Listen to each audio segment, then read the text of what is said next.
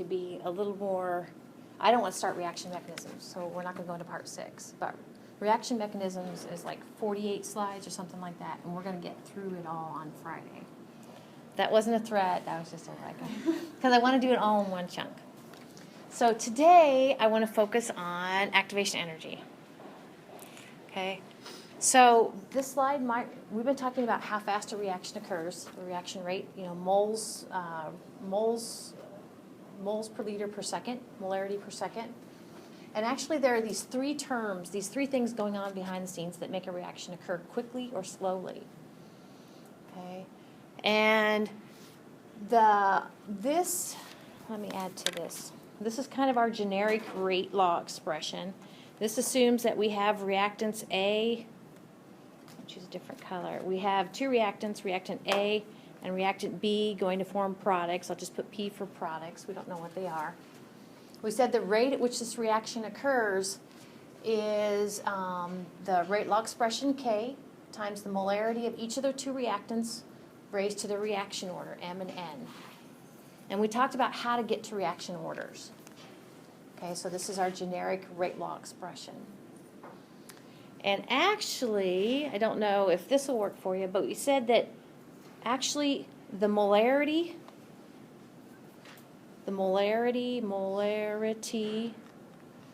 of each of the reactants is actually, the molarity of each of the reactions is linked to their collision frequency. In other words, you jack up the molarity and they're more likely to collide. Okay? So what's not covered yet, this energy factor and orientation factor, actually this is kind of neat because we are going to take a closer look at, this is my magnifying, these are my glasses, we're going to take a closer look at that rate law expression K. We're going to dissect K. Okay? So in K here in a minute, and actually this is your Arrhenius equation, K is expanded to actually show you where the energy factor and the orientation factor are hiding. Okay, and it looks like this. Okay, so meet the A equation. So this is the thing that I kind of marked up in Monday's lecture. So notice now, down here at the bottom, that is your Arrhenius equation, and I'm going to give this to you on your test. You just have to recognize what it is. Okay, this is your Arrhenius equation. And I do not know why there are two K's. It totally drives me nuts. Are you serious? Could you not come up with another variable? Okay, so the regular K is the rate law constant K that you saw in the previous rate law expression. And now we have a K0, okay? And K0, all balled up in K0, is what we call the orientation or frequency factor. So it's one of those three terms you saw in the previous slide. Now the E actually is the thing you find on your calculator. That's E raised to a power. That actually is, it's a real number, but it's on your calculator, the variable E. E raised to a power. And so now we need to say what EA and RT are. Okay. Well, your EA is the activation energy.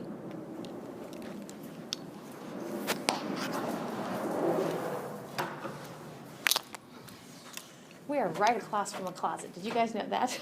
They're like dragging tables out of there. Okay. So the EA, that's the activation energy for the reaction that's going on. Is that not cool or what?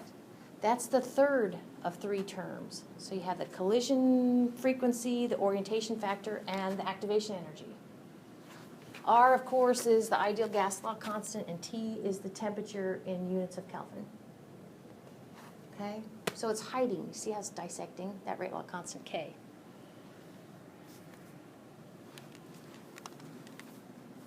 So if we focus on the, well, let's look at units. The orientation factor K0 will have units, will be the thing that describes or gives units to K. So units of K0 will be units to K. And K is our rate law constant we've been talking about. So the E term, the E raised to the negative EA over RT, that is unitless. So if that's the case, then this, the power of E needs it will be unitless. And we're going to do some problems, not so surprising here in a minute. But if you go ahead and plug in the activation energy is kilojoules per mole. Okay, I'm focusing on the power of E. Okay, and then of course the units are kilojoules per mole, also in R as units of Kelvin. And the T in the denominator of that, negative EA over RT, is of course Kelvin. So look what units cancel out. Looky, looky. And the denominator of E raised to the power, those units of Kelvin cancel out. We have units of kilojoules per mole and kilojoules per mole, so of course all those cancel out. So what I'm trying to say is this is your EA term right here, this is your R term, and of course that's your T term.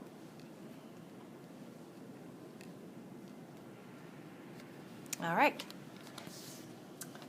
So that frequency factor, 8K0. So like I said, could they not come up with something else? And actually, in their defense, we're going to work your last problem that's going to be due for Friday. Actually, they call this the Arrhenius, and I don't know how to spell Arrhenius. So I'll just put Arrhenius constant. That's what K0 is.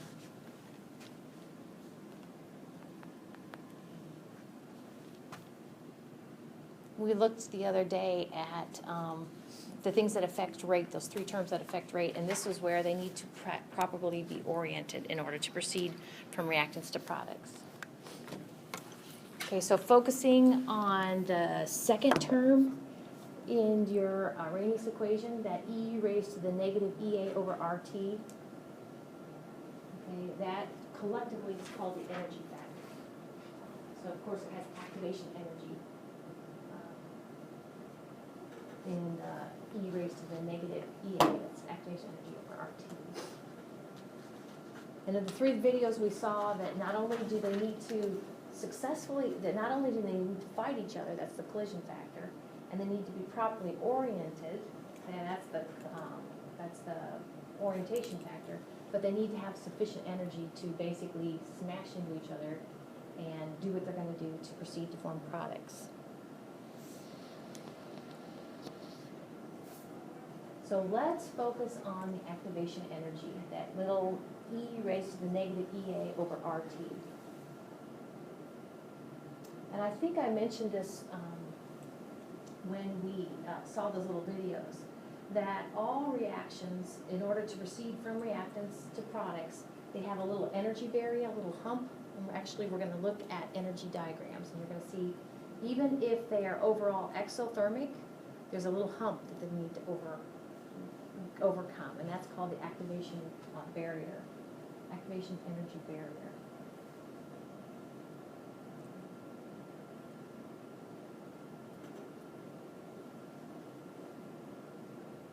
It's surprising sometimes that any reactions at all.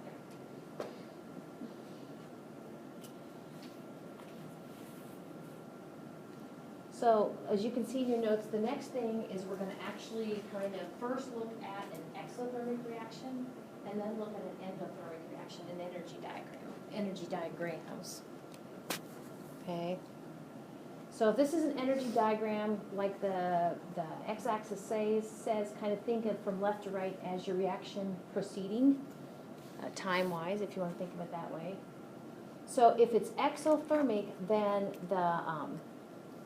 the final state must have less energy than the initial state. Energy is given off.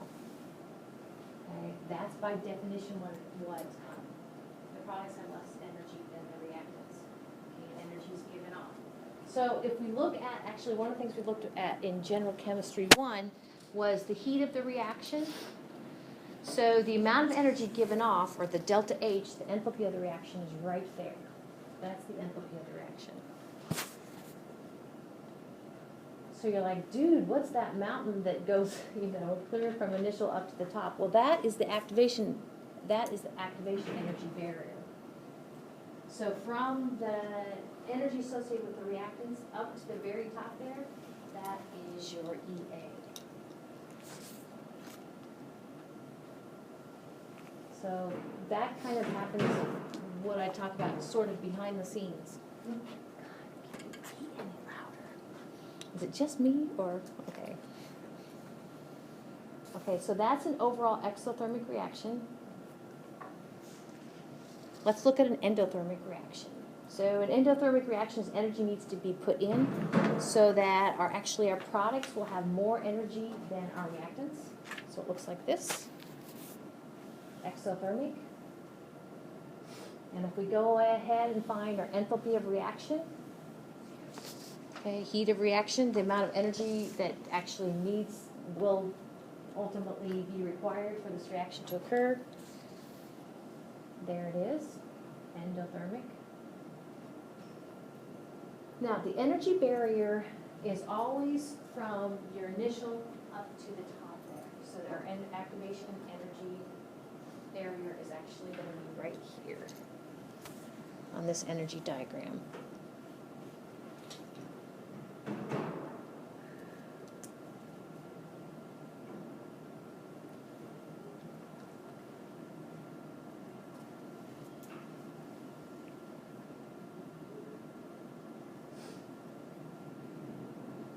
It's a classic. I never know what your unit, I don't know what your unit 2 exam is going to look like for next Thursday, but sometimes I'll kind of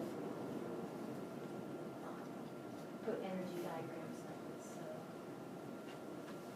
get your wits about you. All right.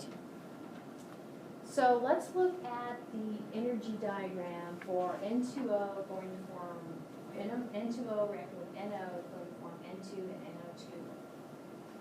So the reactants look like this. They're over here on this part. It's always from left to right.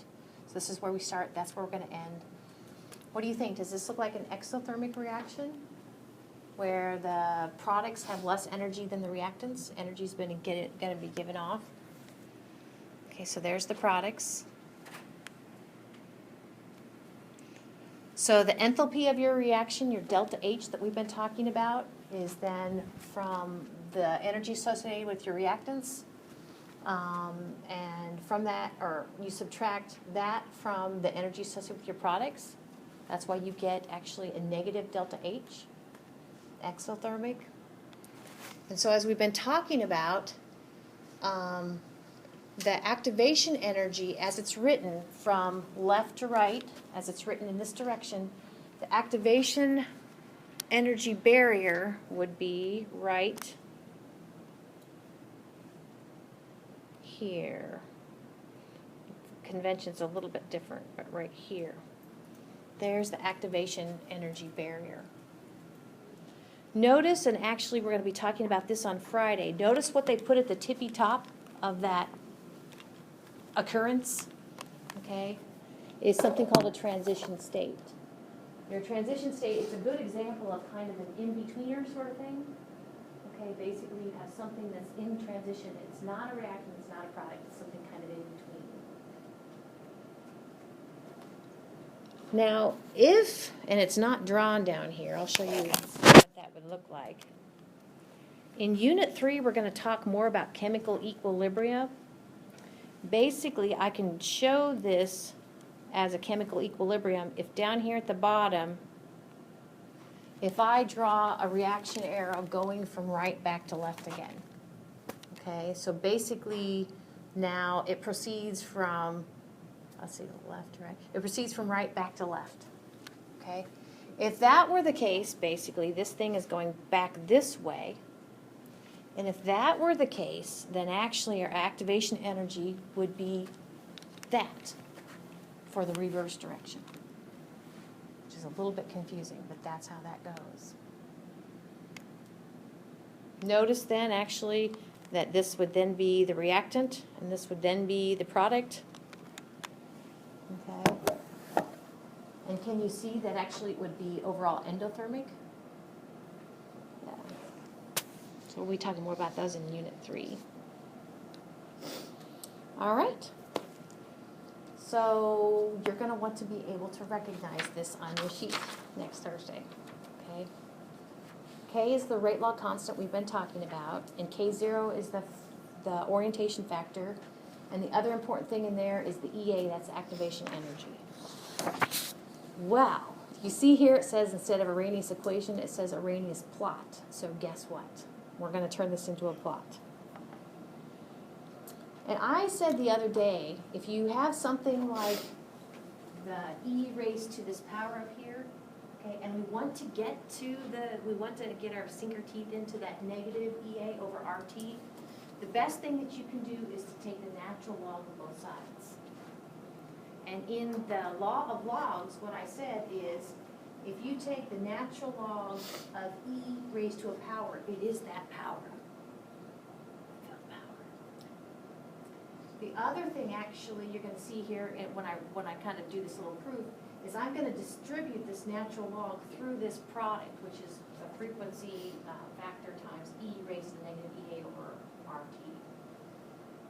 I'm going to go ahead and distribute that, and actually, the product of them individually is equal to the natural log of them, the sum of the natural log. It looks like this. It's the law of logs. Okay. So all I did was just basically kind of distribute that natural log through there. And like I said then, this, the beauty of it is what we're after is that actually that now is going to become negative EA over RT. That's why we did this. Okay. So we're after a plot, so let's see if we can kind of finish that thought.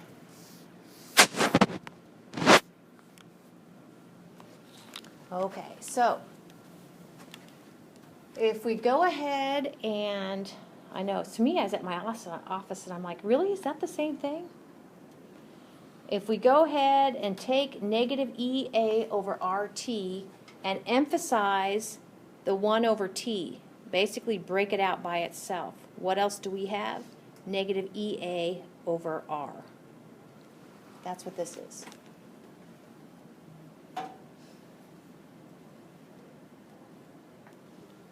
Just kind of rearranging things, getting ready to be able to plot something. Of course, the other thing we need to bring along for the ride is the natural log of the orientation factor, K0, is equal to the natural log of K.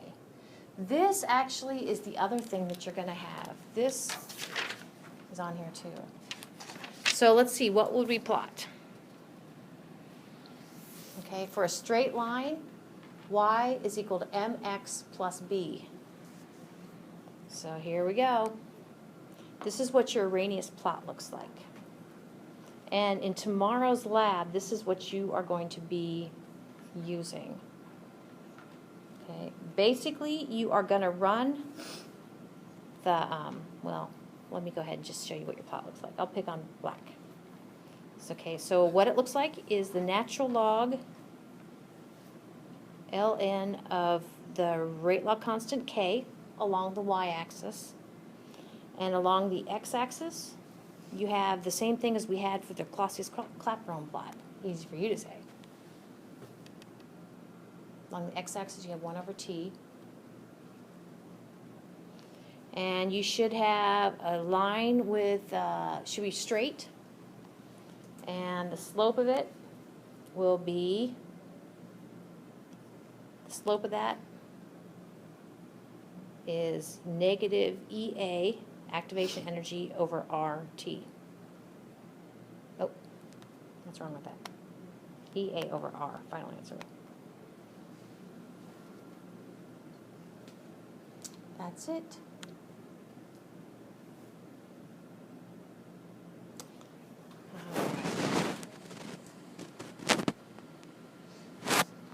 So let's look at some data. So the way you use an Arrhenius, the Arrhenius equation or the Arrhenius plot, is to basically run it at several different temperatures. And the thing about it is the higher the temperature, the faster your reaction is going to occur. It just will. It always will. Okay? And it occurs at higher temperatures, and your rate law constant K increases. At higher temperatures, your K increases. Okay? Why? Because actually, if you look at the Arrhenius equation, So this is an overall second reaction order. Actually, we won't use that. But the K was determined at different temperatures. And you're going to see it on the next slide.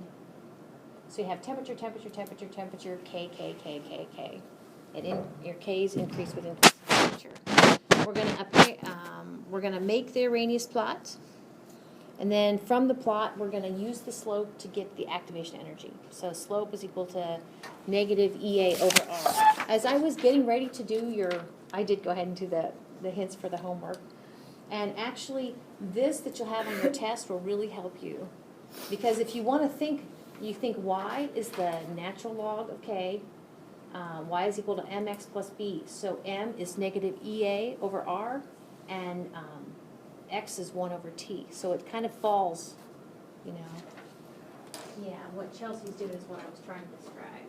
Under here, if you want to, you can't mark it up ahead of the test, but you can put y is equal to mx plus b right underneath it. And that's what you're plotting. All right. So here was the different temperatures that that reaction was run at. Tomorrow, I think you're going to run it at 3 temperatures. Okay, and you're going to get to your rate law constant for the 3 different temperatures and plot it like this. Notice at the higher temperatures, the rate law constant increases. That's because the activation, that's because the temperature term in the energy factor increases. Oops, should I go backwards? Okay, maybe I didn't. You know you just need that stuff? Okay. Okay. So here's the data in Logger Pro. The first 2 columns are your data, and then we have several calculated columns from there. So one of the things we need to do is get from Celsius to Kelvin by adding 273, that 3rd column. Okay. The 4th column is getting ready to the stuff we can plot along the x-axis, the inverse of the absolute temperature. Then we just need one more calculated column, and it will be to take the natural log of K. Okay, so it looks like the last 2 columns are what we're going to plot on the x and the y axis. Do we need to have all those columns? What's that? Do we need to have all those columns? Yep, I think so. Do you need to have all the columns? The things that you could combine maybe is converting from Celsius to Kelvin and also taking the inverse maybe. Okay. You might be able to kind of merge these 2. So, good question. Okay. So taking the natural log of K along the y-axis and the inverse of the absolute temperature along the x-axis, this is what it looks like with those various runs at different temperatures. And the slope is negative, it'll always be negative, 1.08 times 10 to the 4th. And I usually think of the slope as being just units of basically Kelvin, because it's rise over run, and actually run is the inverse of Kelvin, and the natural log is kind of unitless. Okay, so let's take that slope that Logger Pro said, and let's run with it and knock out the activation energy. So the activation energy is equal to that slope times R. And so remember on your test on Thursday, I give you the value for R that you need. Okay? So you'll take that slope, negative 1.1 times 10 to the 4th.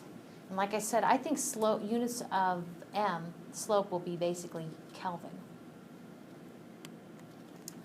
Negative 1.1 times 10 to the 4th Kelvin times the R, ideal gas law constant for thermodynamic problems. And notice units of Kelvin will cancel, and we're left with units of kilojoules per mole, which is great for activation energy. Rounding to 2 significant figures. your activation energy is 91 kilojoules of energy per mole.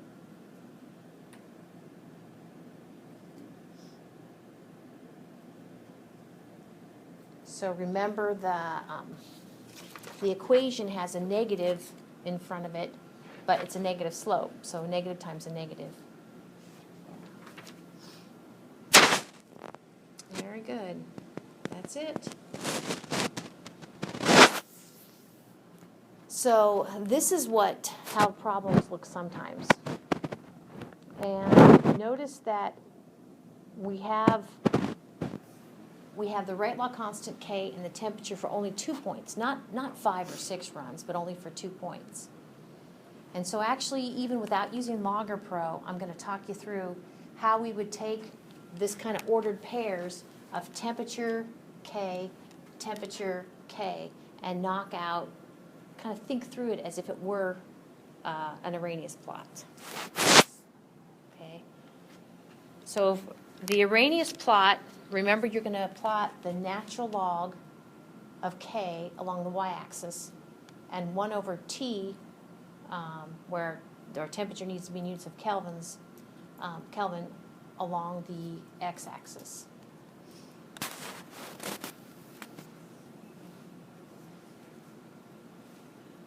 Okay. So sometimes, and actually on my hints for the homework that's due on Friday, I go ahead and just, even though I'm not going to use Logger Pro, ln of K along the y-axis, 1 over T along the x-axis, I go ahead and draw my negative slope, and I say slope, we always know, is delta y, change in y, which is the change in the ln of K over delta x. And delta x is 1 over T. And then if you get that far, remember, and to pick off what slope would be equal to then. Once you get this slope, okay, that slope, I'm avoiding using the variable m because we have an m as a reaction order, is negative EA over R. And then we're almost there.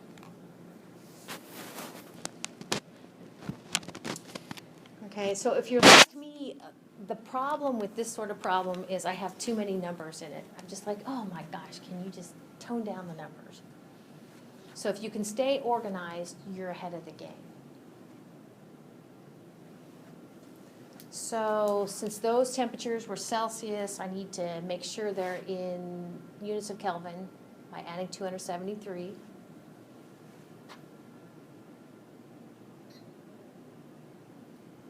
Okay, and I do that for both data points.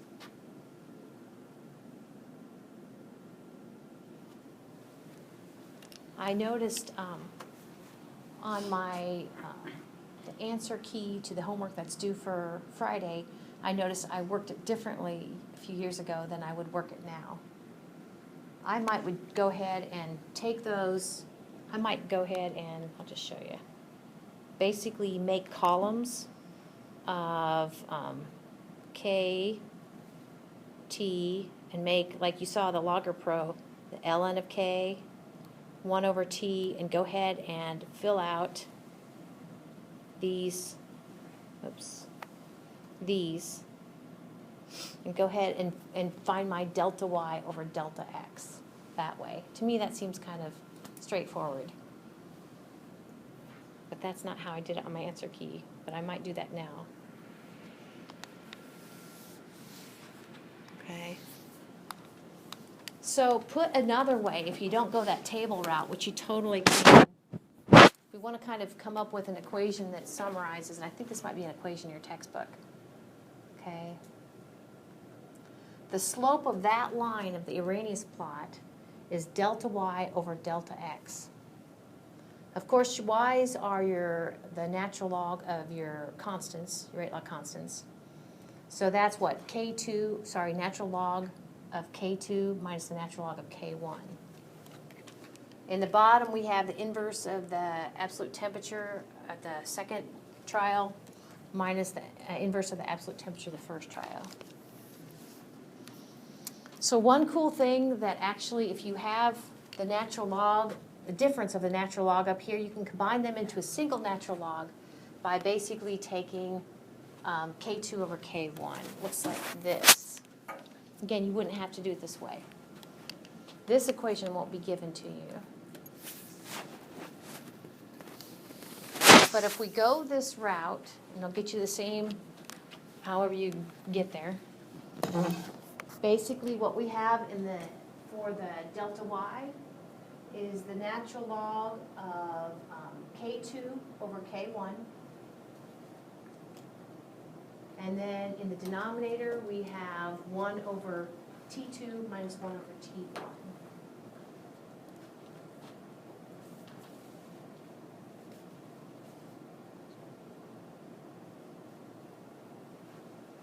So like I said, if you just go with the table thing and kind of do then this would be easier, I think. Okay, that's a lot of numbers to go wrong with. But when you plug it in and do it correctly, okay, we end up with solving for the delta y, that's 2.408, the delta x, 0.00011. Only the x basically has units of inverse Kelvin, yeah. So when you divide that out one last time, you actually get negative 2.2 times 10 to the 4th Kelvin. So that's your slope. Phew. And we're ready to set that equal to negative EA over R. And we're solving for R, or EA. Okay, so we know if you have an Arrhenius plot, this is what the slope is. And getting EA by itself, activation energy, is then is equal to negative slope times the ideal gas law constant, R. So now we're ready to use the slope that we found times R. I guess I should say this negative 1 times the slope that we found. So negative 1 times the slope, negative 2.2 times 10 to the 4th Kelvin, times the ideal gas law constant, 0.00831 kilojoules per mole Kelvin. Units of Kelvin cancel out, and we're left with units of kilojoules per mole. Rounded to 2 significant figures. So 180 kilojoules per mole is the activation energy.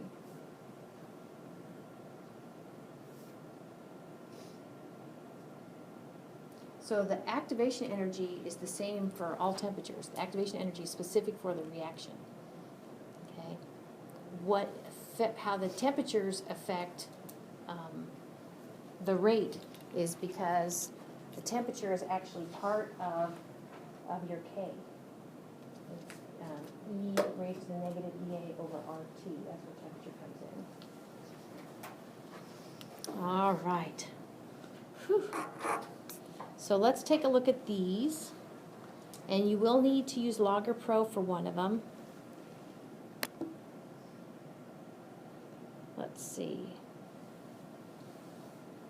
And it's good practice for your calculations for the lab you're doing tomorrow.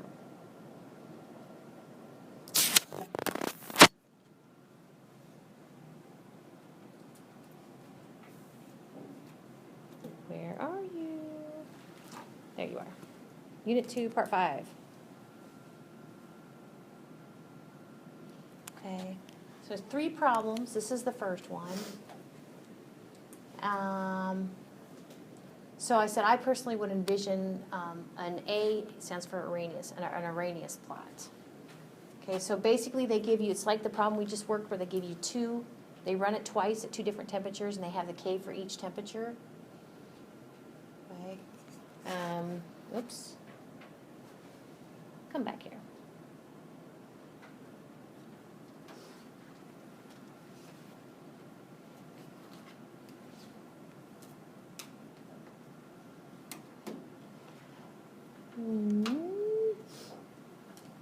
Okay. That's not it. So I mentioned that on the answer keys that I'm going to post After these are done, you're going to see it done differently. But I would make like a little table like this. So you're given for 2 runs, 2 different temperatures, you're given the K value, okay? Calculated columns in Logger Pro. You don't have to use Logger Pro for this one, but would be, and they're already in units of Kelvin, so we don't have to go from Celsius to Kelvin, but the inverse of the absolute temperature and the natural log of K.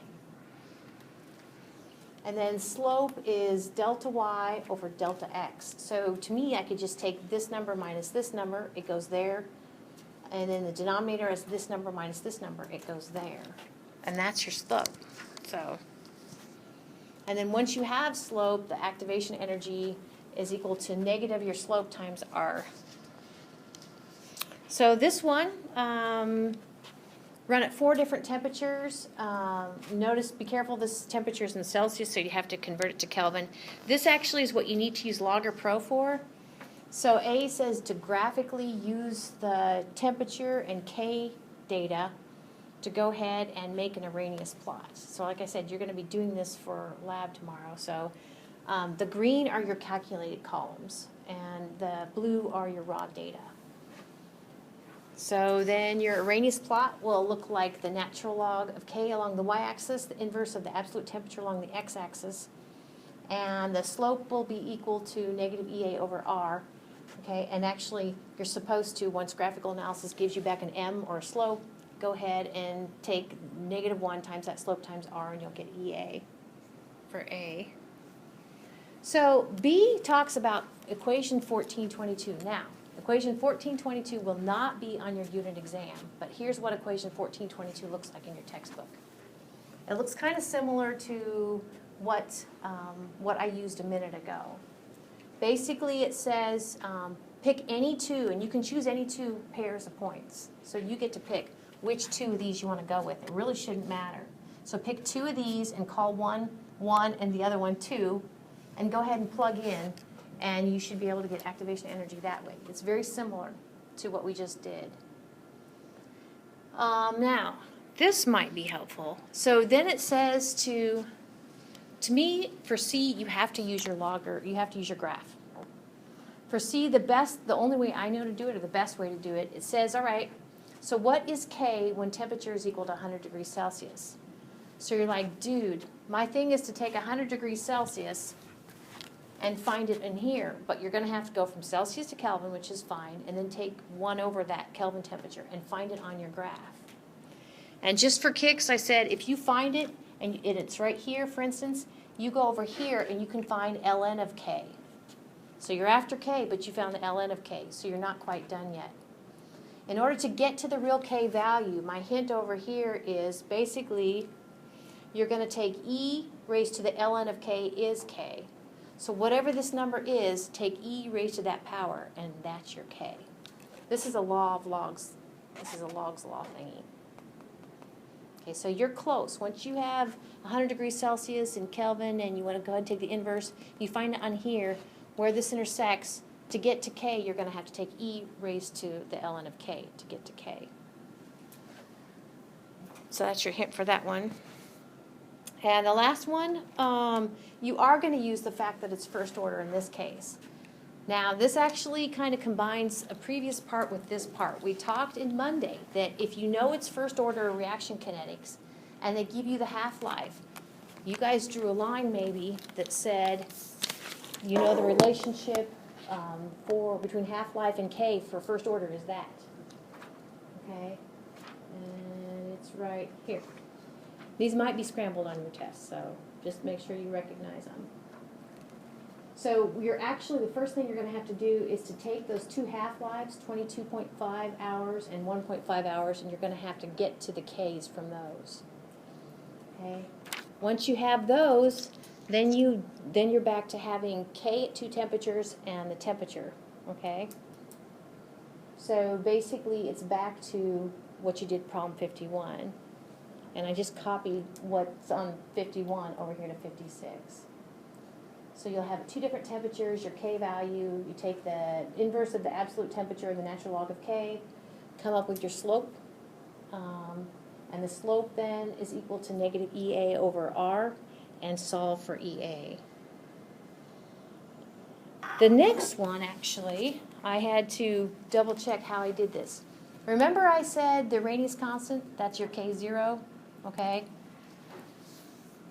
So they basically give you K0 here. So notice that it says if the Arrhenius constant K0, that orientation factor is 2.05 times 10 to the negative 13th inverse seconds, they want you to find K. So don't make this harder than it is. So they basically give you K0, you plug in your K0, you plug in your temperature of interest, which was 30 degrees Celsius. Okay, your activation energy you got from part A. And of course, R is a constant. So you're just ready to plug in everything to find your rate law constant K there. Okay? Okay. Very good.